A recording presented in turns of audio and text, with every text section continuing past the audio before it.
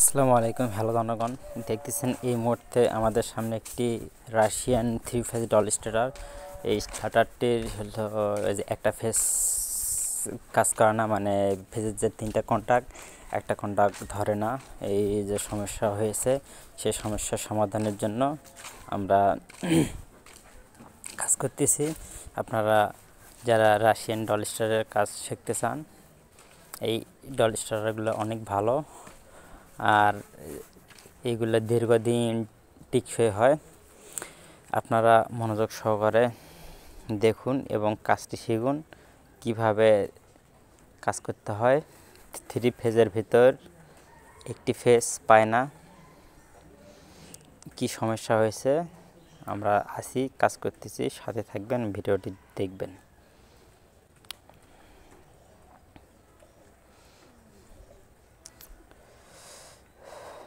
আর এই মুহূর্তে আমরা একটা যে কাজ করতেছি সে মোটরটি 40 ঘোড়া, এটা একটি ডিপ টিউবওয়েলের মোটর।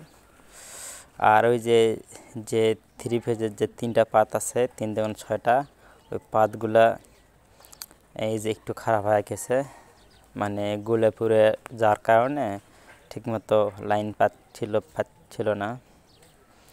আর এ কারণে দেখেন আমরা কিভাবে রিপেয়ারিং করতেছি। আর এভাবে রিপেয়ারিং এই রাশিয়ান ডল স্টারগুলো খুব যত্ন করে করতে হয়। মনোযোগ সহকারে ভিডিওটি দেখবেন, যদি ভালো লাগে চ্যানেলটি সাবস্ক্রাইব করবেন। আর মূলত যারা নতুন ইলেকট্রিশিয়ান আছেন, এই ধরনের ডল স্টার্টারের সম্মুখীন যদি হন, তাহলে আপনারা চাইলে এভাবে কাজ করতে পারবেন। আর এই যে দেখেন কিভাবে খুলবেন, কিভাবে লাগাবেন, একটু মনোযোগ সহকারে দেখবেন, নাহলে কিছুই বুঝবেন না। আর একটু পর আমরা এটা লাগাবো, লাগায়া লাইন দিয়ে চেক করে দেখব।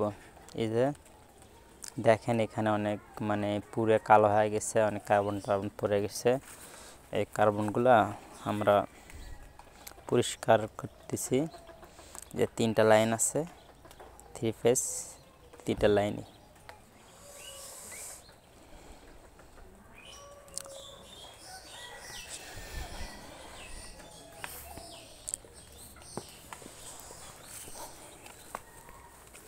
তারপরে আপনাদের কাছে অ্যানালগ যদি মিটার থাকে বা ক্লাম মিটার থাকে, সেটাতে আপনারা ঠিকঠাক মতো